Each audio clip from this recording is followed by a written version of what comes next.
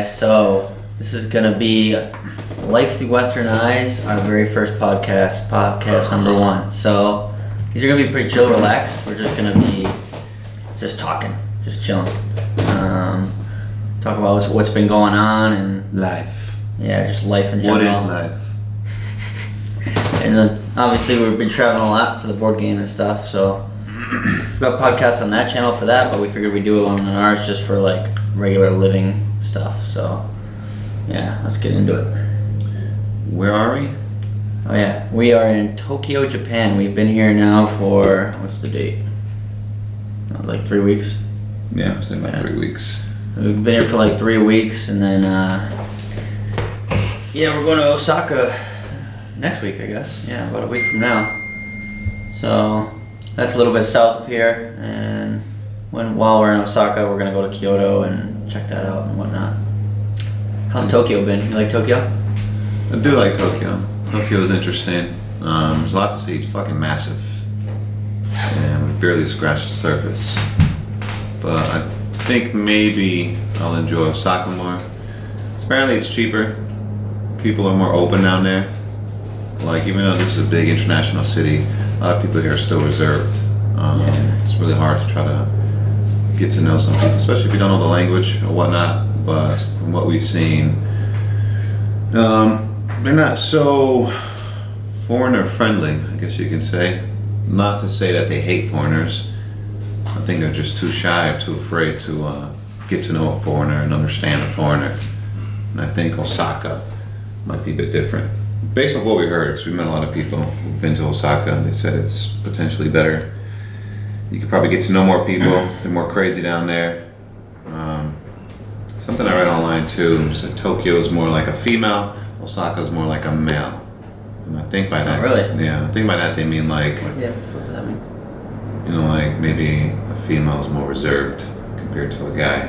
We're more out there. We're out there a little wild. Yeah, we're crazy. Do some crazy shit here and there. So maybe Osaka will get more of a taste of that. Well, that'd be good. You know, it's like you said. You know, like you said, it's reserved here, and people are very like, no one's really trying to talk to us.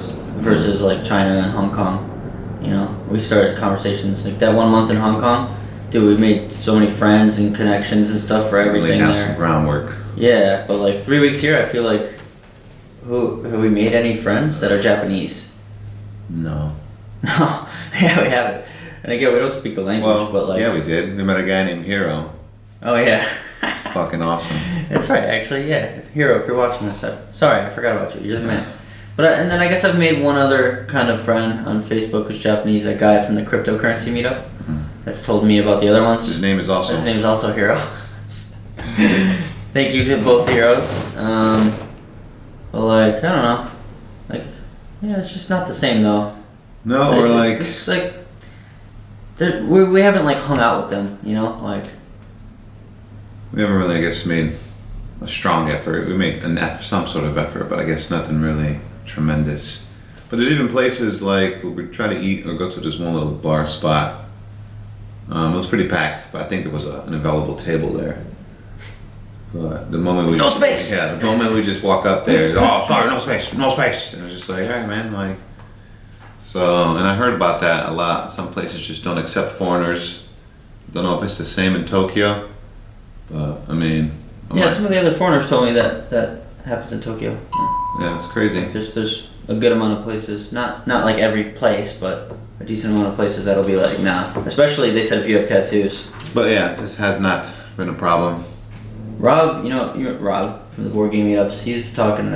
He said because you guys like have visible tattoos, you're white, you kind of look like you're in like the military because your guys like even bigger and have the short haircuts. My hair's long as fuck right now. Soldiers. They think we're like, you know, in the Navy, like American fucking military or some shit. We don't really get much more respect still. Fuck with that. Well, people don't really. You notice everyone kind of just stays in their lane here. Like, yeah. It's just very like no one's staring at us, which that's nice. Because in China we were rock stars. But you also get the bad things of that, like people staring at you, want to take pictures with you, and you know, this is okay sometimes, but like sometimes I didn't mind it. Sounded like if it's a group of good-looking girls. Well, yeah, but it's usually guys. Yeah. Oh, you're so handsome. Oh, so sexy, so handsome. I don't think they're gay. They just don't know how to use the right words sometimes. Yeah. And they're just trying to be friendly. Yeah. But Look at that's Big Aaron in the background there. But yeah, from China to Tokyo, there's a big. I guess there's a big difference. There's a big difference. It's quite the fucking difference. It'll be more enjoyable. Coming from Hong Kong to Tokyo, Tokyo's still the bomb. It's still awesome, but I think like for me and Anthony, we've been spoiled by Hong Kong because Hong Kong it's a beautiful city. Like you said, everybody's friendly. You get to know people left and right, foreigners or the natives alike. And like we said before, I felt like walking around in Hong Kong, there was more interest for me, you know? It was like, oh fuck, what's that? Oh, I gotta come back here later. Gotta check that some other time. Versus here in Tokyo, there's a lot of nice looking places, but I haven't really had that interest in a select spot, like a desire to really want to come back. I haven't found a place where I'm like, oh, I have to come back here later. Versus Hong Kong, there's so many to list that we just forgot about it. Like, Forgot all, yeah. A bunch of spots I want to see and I already forgot. So that is a big difference, but not to like shit on Tokyo. It's still awesome, and I'm very biased towards Japan because I love everything Japanese, anime, games, ladies, cars, the culture, samurais. But where would I live? Where would I choose to live? Right now, currently, I think I still pick Hong Kong. Yeah, I would definitely. For me, like, yeah, I like anime and some stuff, but yeah, Hong Kong, like, just nothing beats it. Go there now. If you know a place that's better than Hong Kong, let us know. Because as of right now, Hong Kong is just number one for me. Why is it number one? One, because Tokyo is very like regulated and a little too strict on things. It's very like robotic in some manners. Versus like Hong Kong is just like free flowing, like you're more relaxed. You can be who you want to be. Versus here, it's like people are judging the fuck out of you. Yeah. But no, it's clean as hell. That's one thing. Like it is really fucking clean. We saw like the first cockroach here. That was a couple of days ago. So versus Hong Kong, you see cockroaches everywhere. Yeah, but also the air here is crisp. Like it's real clean air. You know, just the roads as well. Yeah. It looks like all the roads are new, but I'm pretty sure they've been there for a very long time. But they just look smooth and well paved. You can skateboard anywhere in Japan. Yeah. Versus back in China. It was hard for me to skateboard around. Wouldn't advise you skateboarding. Yeah, I busted my ass a few times on mine just because of the roads being so messed up. All potholes and all that shit. It's not as bad as Jersey though. Jersey, get your shit together. Fucking roads are terrible. Yeah, I don't know. It's super clean here. There's like no litter anywhere, which is, and there's no garbage cans, which I don't know how. I don't get how that makes sense though. Like, because it's China. It's the opposite, right? They have garbage cans everywhere, but it's still dirty and like people throw litter on the ground and don't really give a fuck. Here, there's no garbage cans and there's like no litter. It is weird. 'Cause I feel like it seems like that would work backwards. You know, like if I don't see a trash can, I feel like that would make me just want to toss whatever trash is in my pocket on the floor because I can't find a fucking trash can. I don't want to keep walking with this. But for some reason, it's still clean. Yeah. There's a lot of stuff here that doesn't make sense. There's stuff that really doesn't make sense. There's a lot of Japan's definitely ahead of the game when it comes to a lot of things. Yeah, like technology and Technology, stuff. Yeah, it's pretty up there. But yeah, how about food? What do you think of the food here? Japanese food. We'll stick to there's lots of Western food here, but let's talk about Japanese food. Hard to say. Really had a chance to really dig into Japanese food. Well, we've been to some noodle places, some of the rice and stuff places. I feel like it's cliche. I feel like the real Japanese cuisine, you have to go out of your way to try. I mean, when it comes to low budget Japanese food, rice, chicken, but I feel like that stuff you can get anywhere. Obviously, they have their own way of making it. It's good, it's cheap, but actual, authentic, legit Japanese cuisine, we really haven't tried much. Well, what are you thinking? Like Kobe beef and stuff? Yeah, and all those restaurants with those different actual dishes, specialized Japanese dishes. All we've been getting is just regular noodles and rice. That's everywhere. But that alone is still good. I still like it. It's better than the cheap Chinese food. Yeah. I do miss the Chinese. We had Muslim Noodles, which is like a place that was run by some Muslim people in China that they do noodles and what else do they have? Some rice dishes. Rice it was dishes really too. cheap, right? Versus like some of the cheaper food here. I prefer the stuff here. What do you think? It's like I could get 50-50 that because sushi's hella cheap. Like $4 gets me that whole tray. $3 or $4 gets me that whole tray of salmon rolls. Like. And then there's also the really cheap sushi from the market. Oh yeah, those are good too. $1 for a long roll. It's crazy. Yeah. It's not like chopped or anything, so imagine the regular sushi like standing up on its side, a whole roll of it. Oh, we have some. Actually, yeah, I still gotta eat that. Pull that out. I was actually planning on eating this for lunch today anyways. Oh, okay. There you go. So bam, one roll is, I'd say it's less than $1, because I think 100 100 yen yen is, yeah, a little bit less than so $1. just under $1, one roll. Haven't tried it yet. Anthony has. He says it's all right. Yeah, it's alright. For $1, I mean, or less than $1, you can't go wrong. But I prefer the regular, like there's a little sushi spot right down there if we're walking towards the subway. That place is good. Have you tried sushi from that place? No. Well, I remember one of you stopped by and grabbed some shit from. I've gone there a few times now. It's nice. It's good. Everything's fresh and people are nice and it's cheap. So. That's where the guy mentioned my tat. Oh, that's right. Yeah. Yeah. Other than that, scenery-wise, there's been a lot of beautiful things to see here, especially like certain temples, a lot of parks. Sensoji Temple, probably the best place I've seen so far. It's just very, very Japanese.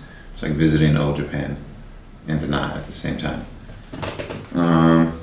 Yeah, I mean, China has its scenery too, but if they could clean up like the you can see haze and stuff, yeah. Let's just select spots. Don't go thinking it's all of China. It's just a lot of the major cities are polluted, but there's still a lot of like. Especially up north. Yeah, but like out west, I think it's pretty clean. Yeah, like where Jordan lives, in Hangzhou, I think it's not too bad.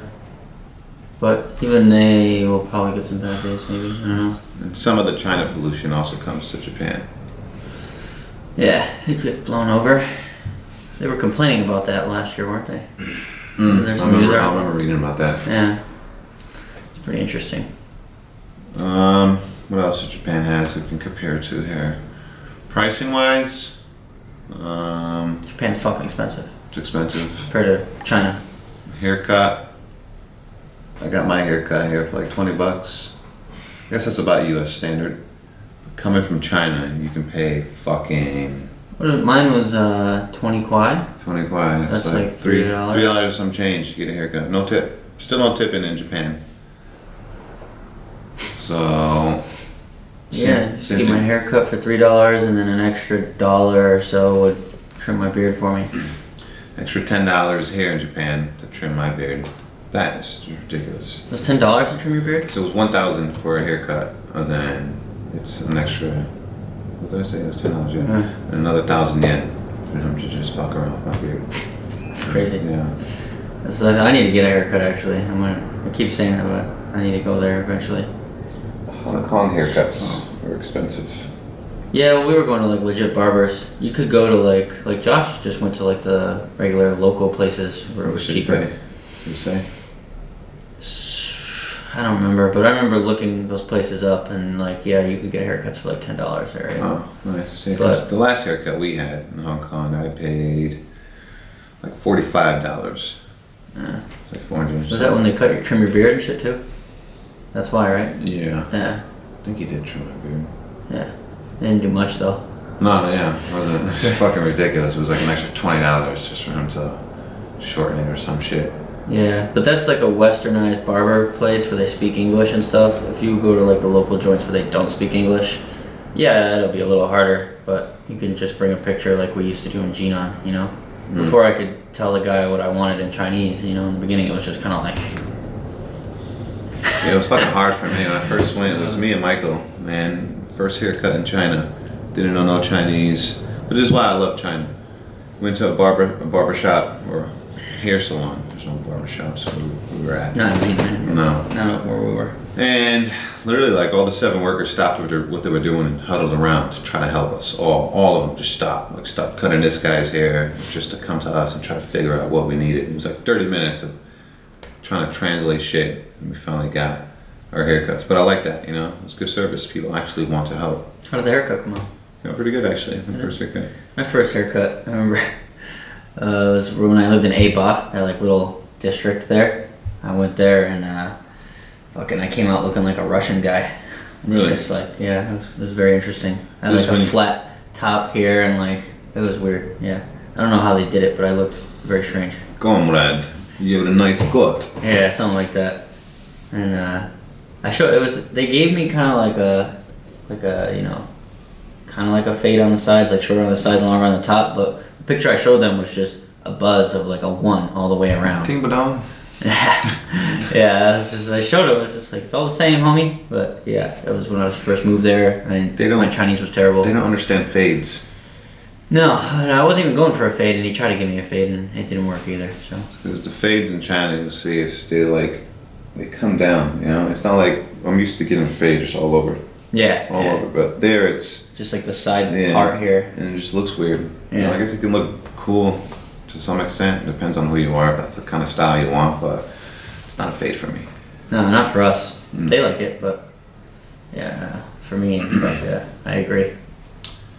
Hong Kong, they could do good fades though. I liked where we were at. I like that part. Seemed legit. And all you need is English, really. So that's another thing I like about Hong Kong. There's a lot of Cantonese speaking people, but for the most part, your English can get you by. Versus in mainland China, depending on where you're at, or even here in Japan. Because my Japanese is terrible. I've been trying to study it, but I'm too busy. It's a lot easier than learning Chinese, and personally I think it sounds awesome. But too busy. So I still like the sound of Cantonese. I still like Cantonese a lot. Something about it, I just don't. Yeah, and it was so easy for me to pick up when we were there, just because I've already learned Mandarin. Like, so, but you can use Mandarin in Hong Kong too, as long as you're not a mainlander. Yeah. If you're a foreigner and you can speak Mandarin, it's okay. There are mainlanders out there. Yeah. There's a reason. Not really about that life. So, but yeah, with me, no, it was fine. I always used it. Remember when I got the Ray-Bans from the dude? Spoke to him in Mandarin. Real bands. We bought some real bands. Some real bands for like $10. It was real. They were real nice. It was the best $10 I spent on any shades. Yeah. So call it what you want. They look fresh. Yeah, those are nice. And yeah, I just shot the shit with him in Mandarin for a while, and it was fine. But I still want to learn Cantonese. I just when we go back to Hong Kong, we'll be back on that. 9 tones. Oh, 6 for standardized. Yeah. But yeah, China's 4 was already hard for me. That's the problem. I just can't remember the tones. So to go from 4 to 6, I'm not gonna get nowhere with that. I'm a lost cause. It's alright, yeah, but you know a good amount of Mandarin, so like it won't be too hard for you to pick up on that. It's good. You got more of a base. Stop. No. Yeah, damn, I just lost how to count it. Ya, Sam, say. I got this. Ya, Sam, say.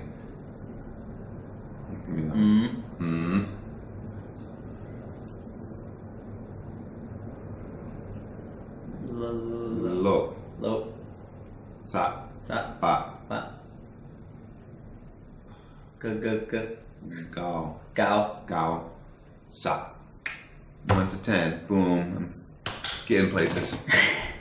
Cantonese. But yeah, can you count to 10 Japanese? Cantonese better than Ichi, ni, san.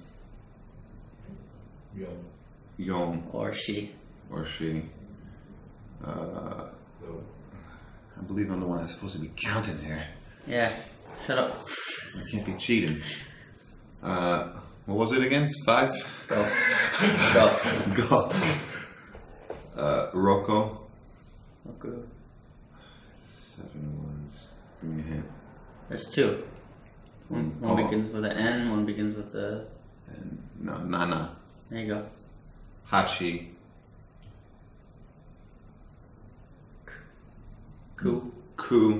Jew. 1 to 10. I can count Mandarin. When I learned to count 1 to 10 to Mandarin, it was just easy. On my own, it's weird because I learned it on the plane on the ride to China. My first time going to China. This Hong Kong guy taught me. It was so easy to remember. So I've been thinking, like, sometimes I'll try to like practice my Mandarin in my head. I'll be confusing the fucking Cantonese with it now. I'm just sap good. I'll just Chi. Yeah, because like because ya some. I'll be like wait no fuck I'll just like thinking about it. God damn it, because it's so similar. But it's nice learning a new language. Period. Even if it's hard.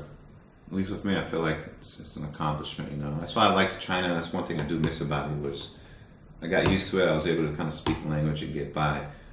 And it felt good, like I can live here. Like I can go there and speak to this dude. Not as good as Anthony, his is way better. But it's just nice to have that. Where if I was to ever go back to China, I won't feel like a complete stranger. I have some knowledge. It's the beauty about learning languages. And they're always more friendly towards you if you can at least if you show that you're trying. Like it doesn't have to be, great. Yeah. Remember, like I was talking to the guy in the airport, and he was like super fucking rude to everybody except for me. Which makes sense when, like, in American terms, not against, not to offend anybody here. You always hear the whole, you're in America, speak English. I don't agree with being all rude about it. If they can't speak it, they can't speak it. But if you're in a country, learn the fucking language. Try. Yeah, try. Otherwise, you're just doing a disservice to the country. It shows that you're not trying. You're just there to abuse the country. You don't really care about it to learn a language to help yourself advance further. Like, my aunt and uncle, they don't know much English. And they always have their son, my cousin, translate. And then they'll get annoyed if he doesn't want to help translate. It's like, you've been living there for 30 years. You gotta like pick up something. It's 30 years, yeah. So you should make some effort. Even if it is hard with your time, just try to learn. Because it's only gonna help yourself, man. It's gonna make it way fucking easier. You start to get more respect from other people. Oh yeah, China opened up for me completely when I could finally start communicating, even with like small levels. Fucking love it. Yeah, they'd just be like, oh, he could, I'm a fucking bear. Yeah, they're just like, oh, look, this guy, he tries, he can speak, and I was like, hey, my Chinese is bad, they didn't care. In the beginning, too, a lot of them were really helpful. A lot of taxi drivers, actually. I learned a fuck ton of Chinese from taxi drivers. That's what I learned from. Yeah, like I'd always... that far. Oh, yeah, we'd conversate, and then, when I hit a wall, they'd just start to be like, okay, this is this, and I'd be like, oh, alright, cool. When I hit that wall, it's just I'm sitting in the passenger seat, I hit that wall. That's it. Just take me to where I gotta go. I don't know. Yeah. But I've learned a lot. And I think I've learned more through experience versus actually studying. Yeah, for me, I studied a lot, right? But that's just what helped me build that foundation, and then it was the experience of being around Chinese people. Asking the Chinese teachers. So I'm always asking Chinese teachers, what's this mean? What's this? How do I say fuck you? Learn a bunch of different shit. Yeah, I was like that in the beginning. And then, some of the biggest progressors for me were taxi drivers and like Chinese girls that I would hang out with that couldn't speak English. That was always like putting yourself to the fucking test. Yeah. Like, I can't speak English. Go on a date. Yeah, do it all in Chinese girls. They're beautiful, but they're too traditional, so you can't go there expecting to get where you want to get. It's very closed there too. They don't have a lot of outside influence. Now more they do. In Jinan definitely. Recently, like maybe in Shanghai they're more open because it's an international city. I remember I hung out with one Chinese dude. He said down south, around Guangzhou, Guangdong province area, they're more open. I heard about that too. Yeah. Oh yeah, like Shenzhen. Did you ever get to go to Shenzhen? No. It's fucking dope. It's kind of like Hong Kong. It's very influenced because it's so close, and it's a newer city. It's internationalized, and most of the Chinese people are from like all over China. It was only built like how long ago? I have no idea. It'd be just a blind guess, but I think it's the 20, newest or one of the 30, newer cities. There was nothing there. Then maybe just my numbers are wrong. 20, 30 years ago, there was nothing, and they built the city, and people from all over China started coming to that city to help build it. So it's just... No, it's the tech capital, too. Yeah. For China, mainland at least. So where have you traveled? In China? All over. All over? Where did I go first? First place I went to was obviously Jinan, and then Beijing, and the Great Wall and all that stuff. What was my next trip after that? Inner Mongolia. That was a fucking dope looking trip. Yeah, that was pretty cool. I missed out on that because I left the school. Yeah, that was one of the better things that the school did. Baller ass time. Yeah, it was pretty cool because although part of China, it still had Mongolian culture. You know, frolicking in the fields. It was nice, clean air and stuff. It was good. And then me and you went to Shanghai, which was dope. It was dope. Yeah, I'd love to go back to Shanghai. It was muggy. It was hazy, but there was something about it. It was a good time. It was only 2 days, but it was dope. Yeah, it was a good time there. It was also like where we lived. Access to like food is very limited. You know, like Western food. Yeah. Like you could get Chinese food all day, but I don't wanna. I just can't eat it all the time. When we went to Shanghai, it was just like, holy fuck, I can eat whatever I want. You know. Good. We went to Mexican food. The whole Pistolera. If you're ever in Pistolera, Shanghai, Pistolera. So fucking delicious. Good. Shanghai was good after that. Went to Shenzhen, where we were talking about, and Hong Kong for the first time. That first time I only was in Hong Kong for like a day. Because from Shenzhen, you could just take a subway into Hong Kong, and it's really cheap. When you first went there though, did it hit you like it has now? Like, oh, it's so awesome, or it's just like, oh, it's a fucking dope city? No, I was only there for a day, you know, and like, I didn't get to fully explore, but yeah, I liked it. I went, I got pizza. The purpose of me going to Hong Kong at that time was just to buy supplements, like, you know, health things like fish oil, multivitamins. You just can't get those in mainland China too easily, especially back then. You can't get pizza too easily. Yeah, good pizza. As I was there longer, I made some connections for stuff, and you know, my first even just most of my first year, it was hard for me to get shit. And you're not, you know, Chinese people tell you not to buy supplements in mainland China because they're faked a lot. So, yeah, so I went to Hong Kong, but yeah, I was like, oh, this is cool, but I wanted to go back. And then we went back to Hong Kong in July. Yeah, that was when we were there for like, I was there for like 4 days. It was awesome. It was fucking, yeah, that was when I was like, fuck, like, this is the spot. This is the fucking place. July 11th at the Triple. Yeah. Where else did I go? I went to Taishan, which is like Where the mountain was at? But you didn't climb it, did you? I went to like a different Taishan. Apparently there's two of them, I guess. I don't know. It's just a mountainy place. Climbed a mountain. It wasn't I don't think it was a legendary one.